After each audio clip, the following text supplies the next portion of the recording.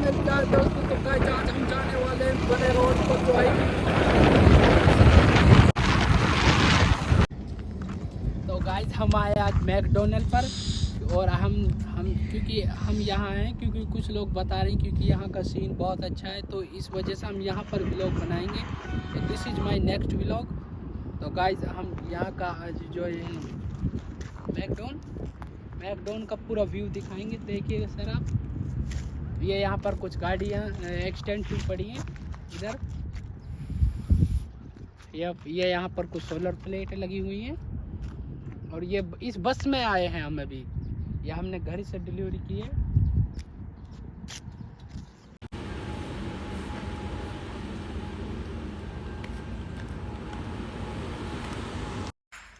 तो गाइज अब हम बनाते हैं रील्स और पिक बनाते हैं, तो हम आपको दिखाएंगे रील्स और पिक हम कैसे बनाते हैं। देखिए एक बार।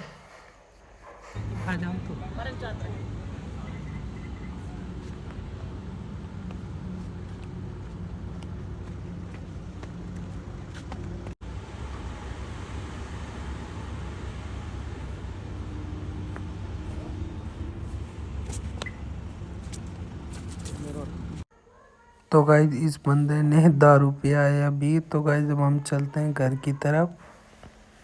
देखिए यहाँ जो मैकडोन का इस तरह का व्यू आता है। तो अब चलते हैं घर की ओर।